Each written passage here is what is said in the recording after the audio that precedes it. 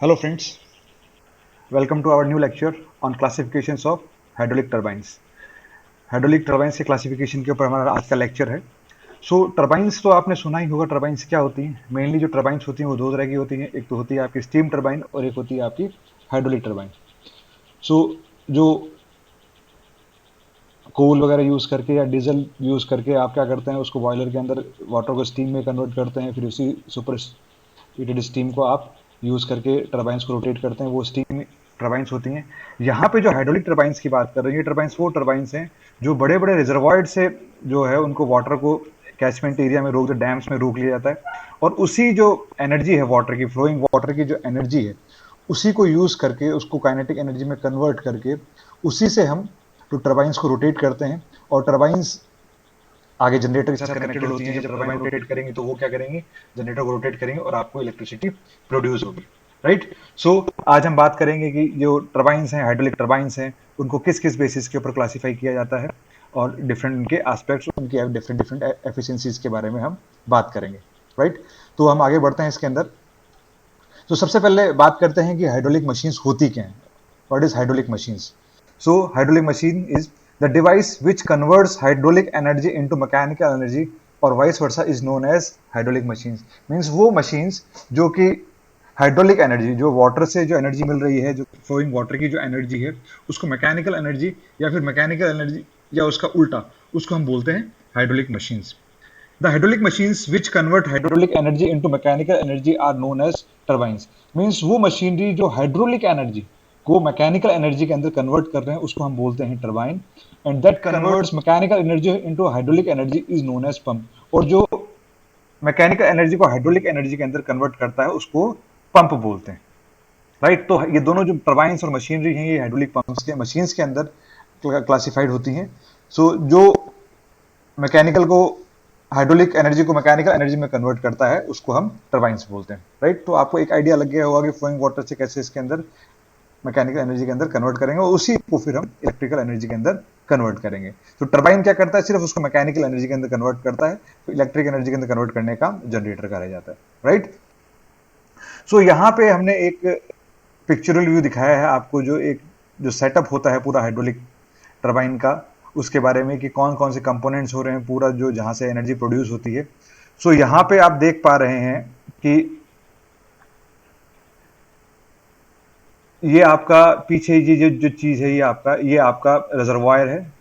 ये एक्चुअली बहुत बड़े डैम्स वगैरह जो होते हैं, इनको मेनली क्या है, आपको यहाँ पे हिल स्टेशन वगैरह या फिर ऐसी जगह पे रखे जाते हैं कि जिससे कि आपको क्या है कि एक अच्छा खासा हेड मिल सके, हेड का हेड मिल सके। जहाँ पे आपने क्या किया, बहुत सारे डैम्स वगैरह बना लिए जाते हैं, डैम बना लिया जैसा जैसे टिहरी डैम वगैरह है उत्तराखंड के अंदर, ये बहुत बड़ा डैम है। तो उसमें क्या किया आपने, एक पर्टिकुलर एरिया के अंदर एक डैम बना के पानी को रोक लिया, पानी को रोक लिया। राजस्थान की बात करें तो कोटा बैराज वगैरह है, यहाँ पे हाइड्रोलिक ही लगे हुए हैं, तो इसमें क्या आपने पानी को रोक लिया। नाउ अब क्या है कि जब आपको रिक्वायरमेंट है तब आपने इस आपके जो डैम है इसके गेट्स ओपन कर दिया। गेट्स ओपन करने के बाद में क्या होगा, ये जो वाटर है, ये आपके एक बहुत लंबे पाइप्स होते हैं जिनको हम पैन स्टॉक के नाम से जानते हैं। They are very big pipes, penstock बोलते हैं, जो मेनली की कास्ट आयरन से बने हुए होते हैं। कास्ट आयरन से क्यों बनाते हैं, क्योंकि ये जो टेंशन के अंदर कास्ट आयरन बहुत अच्छा होता है और कंप्रेशन के लिए भी बहुत अच्छा होता है। कास्ट आयरन से बने हुए होते हैं, बहुत बिग साइज के पाइप्स होते हैं। ये उस वाटर को यहां से कैरी करके आपके टर्बाइंस तक लेके आते हैं। ये देखो, ये आपके जो मैंने एरो मार्क से दिखाया है, ये आपके पैन स्ट्रोक है, और यहाँ पे आपके नोजल लगी हुई है। दिस इज योर नोजल, ये आपकी नोजल लगी हुई है। और यहाँ पे ये जो टर्बाइन है, ये रनर है, रनर के ऊपर आपके क्या किया है, इन्होंने ब्लेड्स लगा रखी है। तो ये पूरा सेटअप है, इसको हम बोलते हैं टर्बाइन। ये क्या है, ये टर्बाइन है। ये जो वाटर आएगा हाई वेलोसिटी के ऊपर, यहाँ से जो बहुत डैम से आएगा पैन स्टॉक के अंदर, ये उसकी वेलोसिटी बहुत ज्यादा होगी, और ये वाटर जब इस टरबाइन को हिट करेगा तो क्या होगा, जब इसके ब्लेड्स को हिट करेगा तो क्या होगा, ये ब्लेड्स रोटेट करेंगे, टरबाइन रोटेट करेगा। तो जब टरबाइन रोटेट करेगा, और इसी की शाफ्ट के साथ में आगे हमने जनरेटर लगा दिया है जो कि इलेक्ट्रिसिटी प्रोड्यूस करेगा।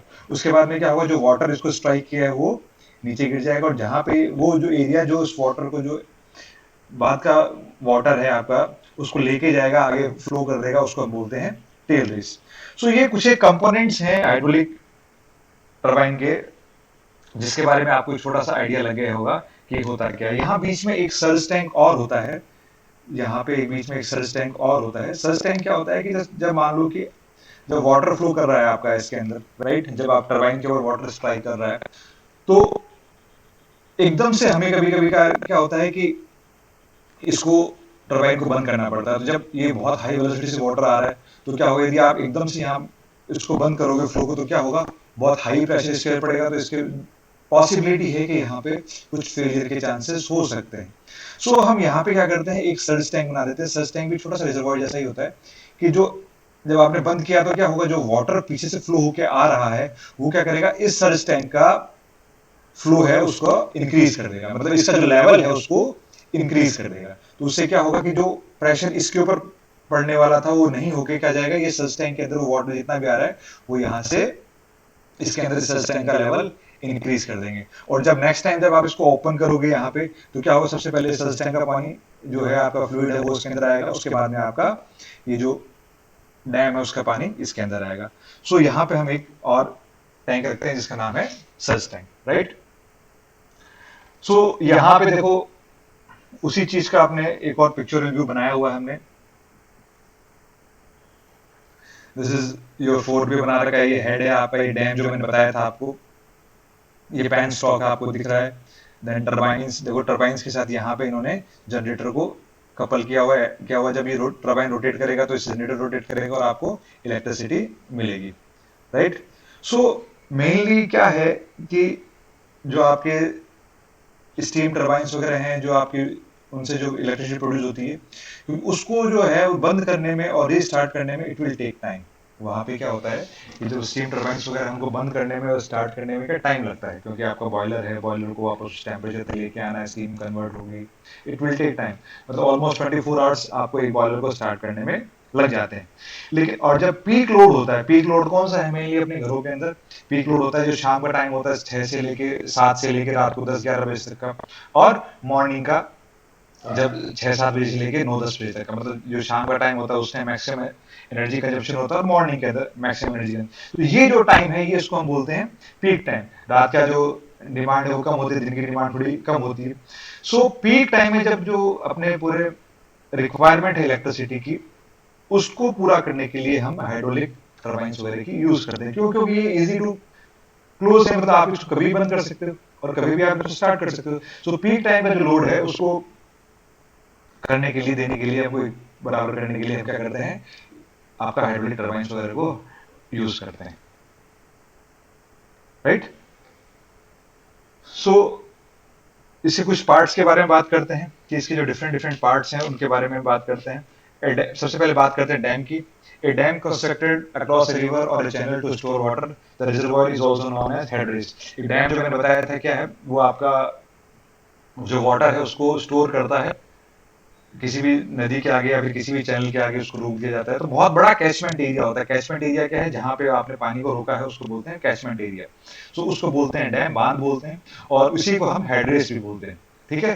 Then we have the pipes of large diameter called penstock which carry water under pressure from storage reservoirs to the turbines। फिर पेनस्टॉक है, जैसे मैंने बताया कि आपको ये क्या है, लार्ज डायमीटर के पाइप्स हैं जो स्टोरेज एरिया से जो वाटर है उसको कैरी करते हैं, कहां तक, टर्बाइंस तक कैरी करते हैं।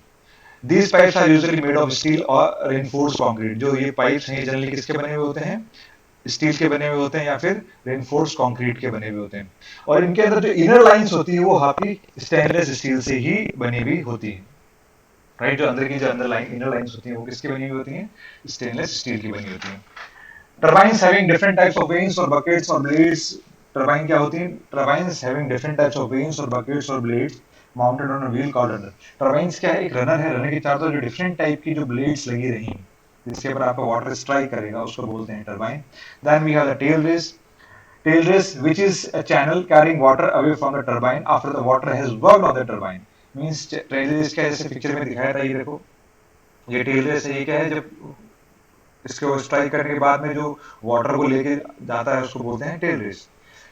You would, which is a channel carrying water away from the turbine after the water has worked on turbine. The water surface in the tail race is also referred as tail race. ठीक है?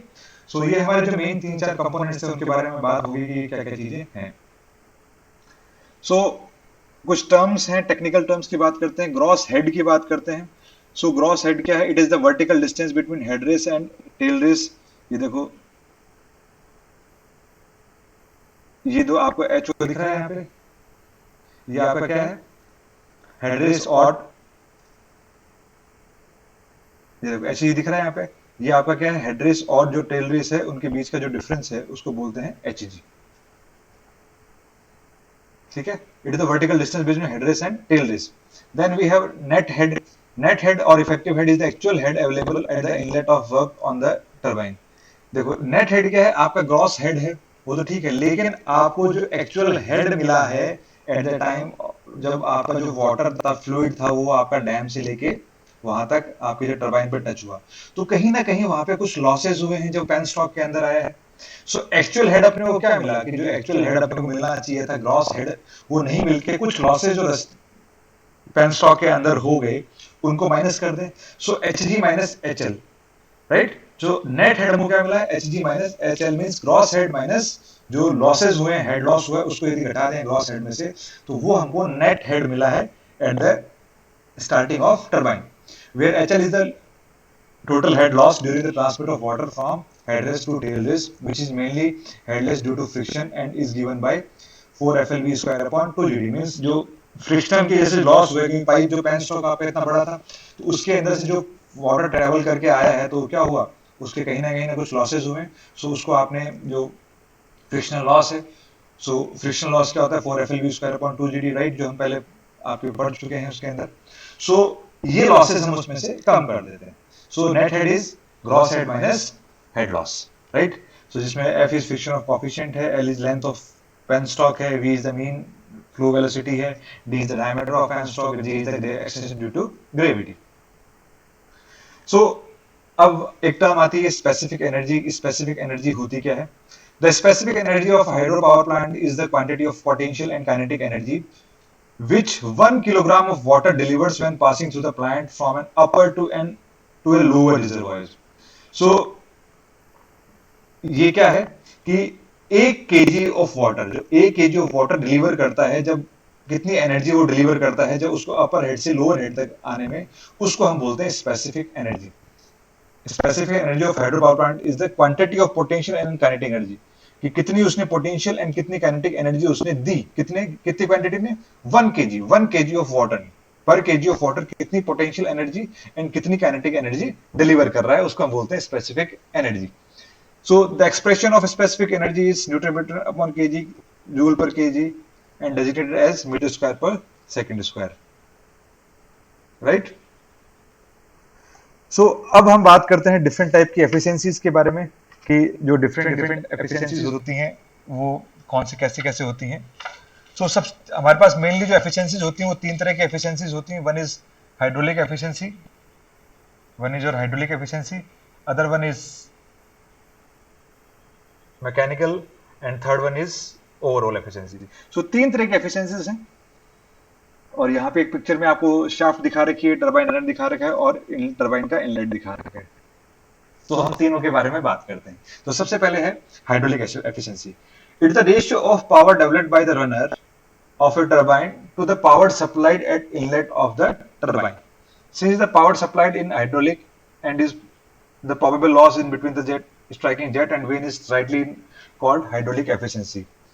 Means जो ये क्या होगा, runner power, जो power runner ने दी है और जो आपने इनलेट में वाटर सप्लाई की, उनका जो रेशियो है उसको हम बोलेंगे हाइड्रोलिक एफिशिएंसी. मींस आपने जब इसके ऊपर वाटर फ्लो कराया तो ये कुछ वाटर यहां से इसकी ब्लेड्स के ऊपर स्ट्राइक किया.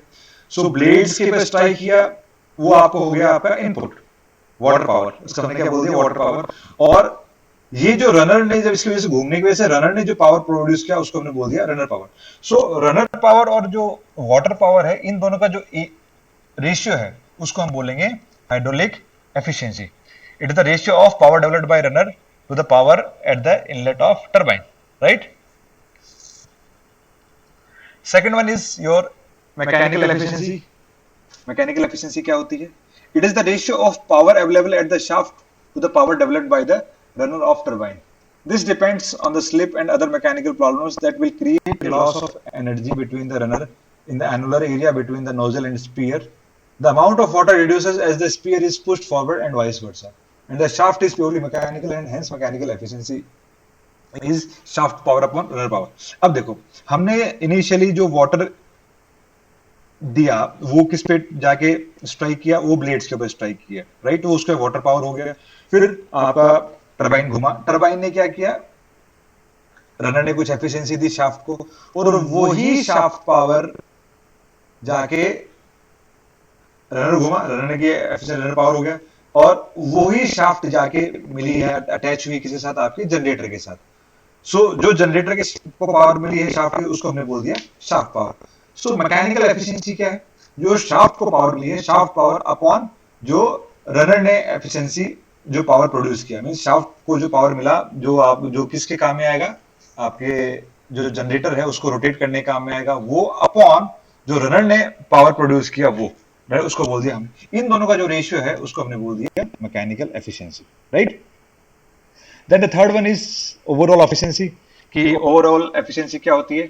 It is the ratio of power available at the shaft to the power supplied at the inlet of turbine. Means ultimate क्या हो गया कि तीन डिफरेंट स्टेज की हमने बात कर ली इसके अंदर. तो ओवरऑल एफिशिएंसी क्या हुई कि जो शाफ्ट को पावर मिली है वो अपॉन जो आपने इनलेट में वाटर पावर दिया था वो, उन दोनों का जो रेशियो है उसको हमने बोल दिया overall efficiency.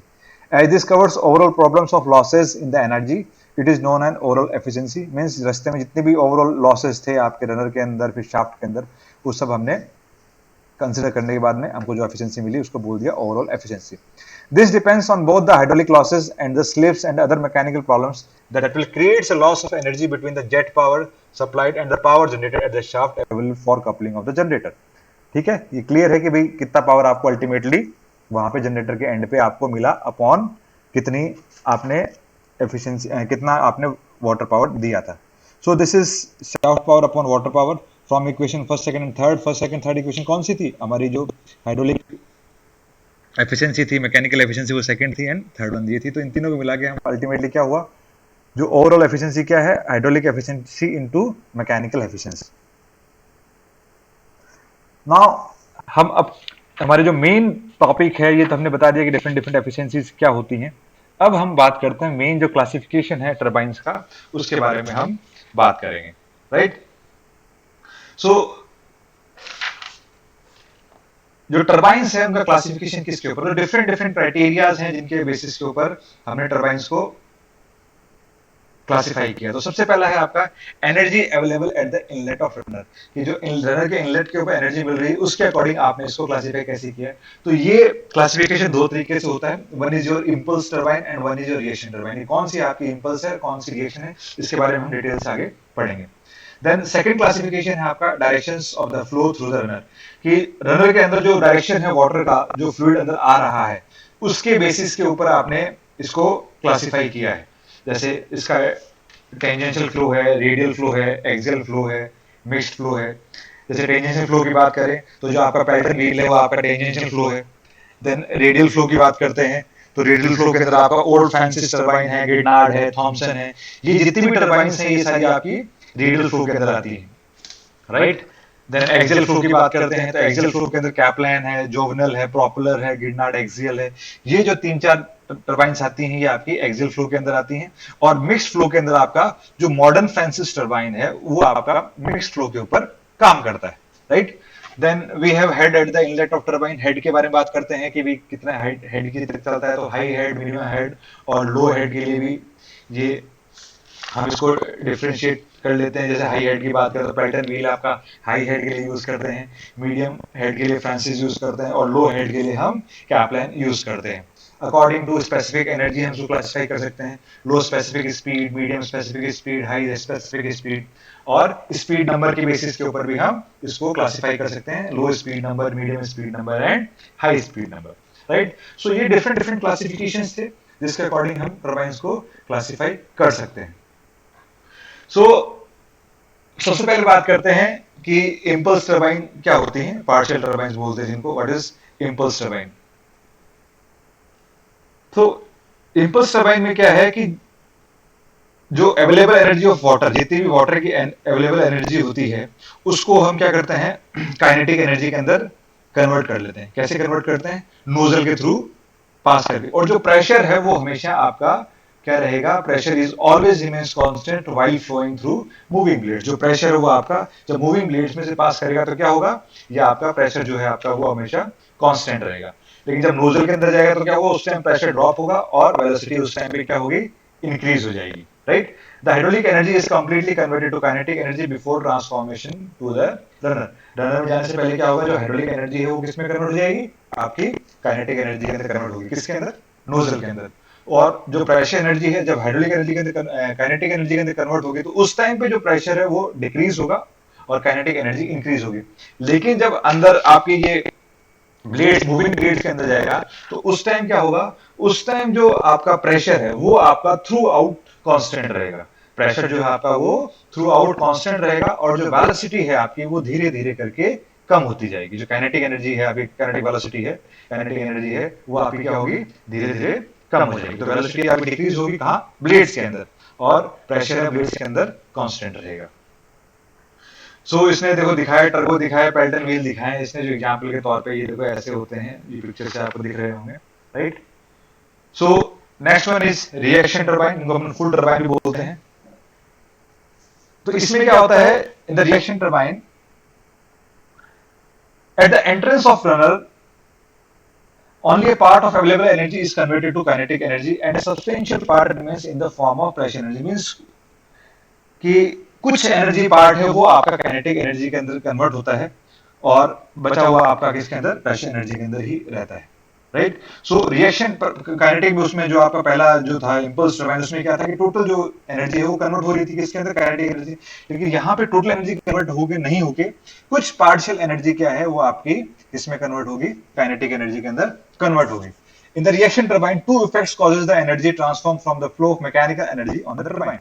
Firstly, it follows from a drop in pressure from inlet to outlet of the runner. This is denoted by reaction part of the energy conversion। मतलब यहाँ पे क्या है? जो प्रेशर ड्रॉपलेट वो ड्रॉप होगा वो कहां से होगा?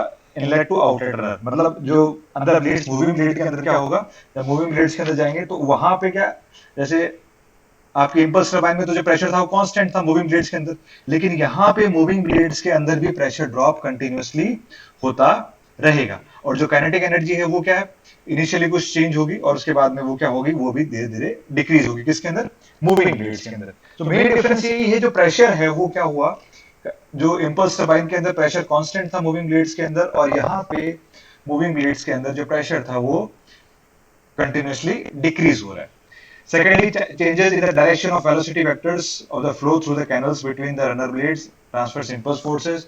This is denoted the impulse part of the energy converter, जिसकी हम बात कर चुके हैं ऑलरेडी। ये उसी चीज को बता रहा है, ठीक है? तो आप लोगों को मेनली डिफरेंस समझ में आ गया होगा इन दोनों के अंदर क्या क्या डिफरेंस है, राइट? और जो डिफरेंस होता है pressure across the moving blade is known as reaction pressure, ठीक है? जो मूविंग ब्लेड्स के अंदर जो प्रेशर डिफरेंस है उसको हम क्या बोलते हैं? रिएक्शन प्रेशर बोलते हैं। यहाँ पे कुछ रिएक्शन टरबाइन इन्होंने दिखाई है। फ्रांसिस टरबाइन है वो आपकी रिएक्शन टरबाइन है, कैप्लन है वो आपकी रिएक्शन टरबाइन है, बल्ब है वो आपकी रिएक्शन टरबाइन है। डिफरेंट डिफरेंट टरबाइन है, राइट? उनका फ्लो अलग हो सकता है लेकिन वो टरबाइन कैसी है? रिएक्शन टरबाइन है। यहाँ पे क्लासिफिकेशन दिया है हमने एक टेबुलर फॉर्म के अंदर। The hydraulic turbines can be classified based on the energy at the inlet, direction of the flow through the vanes, head available at the inlet, discharge through the vanes, and specific speed. They can be arranged as per the following table, right? तो यहाँ पे देखो तीन turbines दे रखी हैं अपने, Pelton wheel, Francis turbine और Kaplan. Mainly important है, मेनली इन्हीं के बारे में स्टडी करते हैं। तो जो पेल्टन व्हील है आपकी वो इंपल्स टाइप की टरबाइन है, और जो फ्रांसिस और कैप्लन है आपकी वो रिएक्शन टरबाइन। दोनों में डिफरेंस अपने देख लिया है इंपल्स और रिएक्शन टरबाइन के अंदर। जो पेल्टन व्हील है उसके अंदर जो काइनेटिक एनर्जी का काम होता है, यहाँ पे kinetic energy and pressure energy दोनों काम करती हैं, राइट? जब हेड की बात करते हैं तो जब हाई हेड के लिए यूज करते हैं, मींस हाई हेड किसको बोलेंगे? 250 मीटर टू 1000 मीटर तक, तो उस केस के अंदर हम पेल्टन व्हील यूज करेंगे। और जब मीडियम हेड जो 60 मीटर से 150 मीटर तक की बात करते हैं, वहां पे हम फ्रांसिस टर्बाइन यूज करेंगे। और जब लो हेड की बात करते हैं, मैं low head means low less than 30 metres, in that case we are using Kaplan turbine, Kaplan turbine को हम यूज करेंगे। फिर हम इसी चीज को डिफरेंशिएट करते हैं डिस्चार्ज के मामले में। तो पेल्टन व्हील क्या है, हाई हेड तो है लेकिन जो उसका डिस्चार्ज है वो बहुत कम है। डिस्चार्ज कितना है, डिस्चार्ज उसका लो है। और जो फ्रांसिस टर्बाइन है उसका डिस्चार्ज मीडियम है। Then Kaplan turbine is high discharge means and low head means discharge और हेड है वो इनवर्सली प्रोपोर्शनल हो गया, डिस्चार्ज ज्यादा है तो हेड कम हो गया, right. So direction of flow according to the flow of fluid in runner. Tangential flow होता है किसके अंदर, पेल्टन व्हील के अंदर। फ्रांसिस के अंदर रेडियल फ्लो और मिक्स्ड फ्लो होता है, और कैप्लन के अंदर एक्सियल फ्लो। स्पेसिफिक स्पीड है वो उसकी लो है, किसकी, पेल्टन व्हील की है। कितनी है, सिंगल जेट की जब बात करते हैं तो 35, लेस देन 35, और जब मल्टी जेट वहां यूज कर लेते हैं तो 35 to 60 हो जाता है। और फ्रांसिस टर्बाइन के अंदर स्पेसिफिक स्पीड मीडियम है, 60 to 300। एंड कैप्लन टर्बाइन के अंदर जो स्पेसिफिक स्पीड है वो आपकी 300 to 1000 तक है। मींस हमने यहाँ पे इस टेबुलर फॉर्म में देखा है जो तीन डिफरेंट आपके टर्बाइंस हैं, Pelton wheel, Francis turbine, Kaplan turbine. तो इनके डिफरेंट डिफरेंट की डिस्चार्ज कैसा है, हेड कैसा है, फ्लो कैसा है, और स्पेसिफिक स्पीड के टेबुलर फॉर्म में हम इनको कंपेयर कर लिए, राइट। सो आगे बढ़ते हैं इसके अंदर। अब हम बात करते हैं इम्पल्स और रिएक्शन टरबाइन के अंदर डिफरेंशिएट करते हैं। इसके अंदर इम्पल्स एंड रिएक्शन टरबाइन के अंदर डिफरेंशिएट करते हैं कि एक तो कुछ मोटा मोटा तो हमने बता दिया कि भाई दोनों में डिफरेंस क्या होता है, और इसके बारे में डिटेल्ड क्या क्या इसके अंदर डिफरेंस होंगे उनके बारे में बात करते हैं। तो सबसे पहला जो एस्पेक्ट है जिसके अकॉर्डिंग हम बात करते हैं कि कन्वर्जन ऑफ फ्लूइड एनर्जी, जो फ्लूइड एनर्जी है वो कन्वर्जन की बात करते हैं। तो इम्पल्स टरबाइन में हम बात कर चुके हैं कि जो अवेलेबल एनर्जी है वो किसके अंदर, काइनेटिक एनर्जी के अंदर कन्वर्ट हो जाती है, कहां पे, नोजल के अंदर। रिएक्शन टरबाइन में क्या होती है, only A portion of fluid energy is transformed into kinetic energy before the fluid enters in the turbine. कि टरबाइन रनर से एंटर होने से पहले कुछ पार्ट जो है आपका फ्लूइड एनर्जी का वो काइनेटिक एनर्जी के अंदर कन्वर्ट होगा। यहां पे क्या है, पूरा कन्वर्ट हो जाएगा इंपल्स के अंदर। Then we have change in pressure and velocity. जो वेलोसिटी और प्रेशर उसकी बात करते हैं। जो प्रेशर है वो remains constant throughout the action of water on the runner. Runner के अंदर मैंने बताया जैसे कि जो प्रेशर है वो आपका कांस्टेंट रहेगा, लेकिन रिएक्शन टरबाइन के अंदर क्या होगा, कंटिन्यूअसली डिक्रीज होगा। After entering the runner with an excess pressure, water undergoes changes in both in velocity and pressure while passing through the runner. यहां पे क्या है, कांस्टेंट था, यहां पे क्या है, वेलोसिटी और प्रेशर दोनों डिक्रीज होंगे, right. Admittance of water over the wheels, कि वाटर की एंट्री कैसे होती है। Water will be allowed to enter a part और whole on the wheel circumference. इसमें क्या है कि या तो थोड़ा या फिर हो सकता है पूरे सर्कमफरेंस के अंदर वाटर को आप एंटर कर सकते हैं, ठीक है। और इसके अंदर रिएक्शन टरबाइन के अंदर water is admitted over the circumference of the wheel, मतलब पूरे सर्कमफरेंस के ऊपर इसमें कर सकते हैं। Then we have role of casing. जो आपने केसिंग लगाई है उसका रोल क्या है, जो आपने टरबाइन के ऊपर केसिंग जो लगा रही है, कवर जो कर रखा है, उसका टरबाइन क्या है। तो जो इम्पल्स टरबाइन के अंदर मेनली ऐसा कोई काम नहीं है, जो स्प्लैशिंग होती है उसको रोकने के लिए है कि जो स्प्लैश हो रहे हैं वो बाहर नहीं जाए। तो इसके लिए हम क्या करते हैं, इसको यूज करते हैं। No hydraulic function to perform, it only serves to prevent splashing and to guide the water to tail race. Means क्या करता है, जब टरबाइन के बाद में क्या करता है, उसको गाइड करता है कि टेल रेस की तरफ पानी जाके निकल जाए, उसकी निकासी के लिए काम करता है, ठीक है। प्रेशर एट रिएक्शन टरबाइन की बात करते हैं। Pressure at inlet to the turbine is much higher than pressure at outlet. कि जो प्रेशर होता है इनलेट टरबाइन के अंदर वो आउटलेट के ऊपर ज्यादा होता है इन कंपैरिजन टू आउटलेट। जो इनलेट होता है वहां पे प्रेशर ज्यादा होता है। Unit has to be sealed from atmospheric condition and therefore casing is absolutely essential. और उसको एटमॉस्फेरिक प्रेशर कंडीशन से सील करने के लिए वहां पे हम क्या करते हैं, आपको वहां पे केसिंग की जरूरत पड़ती है, नहीं तो प्रेशर चेंजेस हो सकते हैं वहां पे। Then we have relative velocity of water के बारे में बात करते हैं। तो इम्पल्स टरबाइन के अंदर जो रिलेटिव वेलोसिटी है वो ऑलमोस्ट कांस्टेंट रहती है या फिर स्लाइटली रिड्यूस हो सकती है ड्यू टू फ्रिक्शन। जो फ्रिक्शन से उसकी थोड़ी बहुत रिलेटिव वेलोसिटी कम हो सकती है। रिएक्शन टरबाइन के अंदर क्या है, due to continuous drop in pressure during flow through the blades the relative velocity increases. तो यहाँ पे क्या कंटिन्यूअस ड्रॉप हो रहा है रिएक्शन टरबाइन के अंदर प्रेशर का, तो इसकी वजह से क्या है, जो रिलेटिव वेलोसिटी है वो आपकी इंक्रीज हो सकती है। Then installation of unit. तो इम्पल्स टरबाइन है हमेशा आपका क्या है उसके ऊपर, टेल रेस के ऊपर आप लगा सकते हैं, कोई दिक्कत वाली बात नहीं, यहाँ पे कोई ड्राफ्ट ट्यूब की जरूरत नहीं है। लेकिन यहाँ पे क्या है, टेल रेस से ऊपर लगा तो सकते हैं, लेकिन यदि टेल रेस के ऊपर लगाते हैं तो आपको ड्राफ्ट ट्यूब लगाना पड़ेगा, नहीं तो वहां पे आपका नेगेटिव प्रेशर क्रिएट हो जाएगा। सो ड्राफ्ट ट्यूब बहुत इंपॉर्टेंट चीज है, हम इसके अगले लेक्चर्स में इसके बारे में कुछ पढ़ेंगे अच्छे से कि व्हाट इज ड्राफ्ट ट्यूब, कैसे कैसे होती है, right. Then flow regulations by means of needle valve fitted into the nozzle, तो इसमें क्या नोजल की हेल्प से कर देते हैं फ्लो रेगुलेशंस। रिएक्शन टरबाइन के अंदर by means of guide vane assembly, तो गाइड वेन असेंबली है उसके वजह से कर देते हैं। Action of blades, blades are only in action when they are in front of nozzle, तो जब नोजल के सामने होंगे तभी वो ब्लेड्स आपकी वो रोटेट करेंगे, जब उनके ऊपर हाइड्रोलिक पावर पड़ेगा, जब वाटर उनके ऊपर जेट स्ट्राइक करेगा हाई वेलोसिटी के ऊपर वो काम करेंगे। और रिएक्शन टरबाइन के अंदर हमेशा वो मूविंग में रहती है, blades are always in action all the time, right. Extent to which the water fills the turbine, turbine does not full and air has free access to buckets, means इसमें क्या है कि जो टरबाइन है वो आपका फुली वाटर से भरा हुआ नहीं होता और एयर वहां पे पास कर सकती है। लेकिन यहाँ पे रिएक्शन टरबाइन में खास ध्यान देने वाली बात है कि वहां पे कुछ एयर नहीं होनी चाहिए, इसीलिए जो पैसेज है वो पूरा कंप्लीटली किससे, वाटर से भरा हुआ होना चाहिए। Water completely fills all the passage throughout the operation of the turbine, ये पूरा पैसेज क्या है वो आपका फुलफिल होना चाहिए। सो ये हमने बात की थी कि भाई मेनली की बेसिक बेसिक कॉन्सेप्ट के बारे में कि टरबाइंस होती क्या है, कैसे काम करती हैं, कैसे आपके उनके जो कंपोनेंट्स हैं, आपके डैम है, हेड रेस है, पेन स्टॉक है, इनके बारे में बात बताई, डिफरेंट डिफरेंट एफिशिएंसीज के बारे में बात बताई। फिर हमने इनको क्लासीफाई किया कि कौन से बेसिस के ऊपर इनको क्लासिफिकेशन करते हैं। फिर हमने उनको रिएक्शन टरबाइन क्लास और आपके इंपल्स टरबाइन में डिफरेंस बताया। फिर हमने कैप्लन फ्रांसिस इनके बारे में डिफरेंस बताया कि भाई इनके हेड्स कैसे हैं, यहाँ पे यूज करते हैं, स्पेसिफिक एनर्जी कितनी है, राइट। सो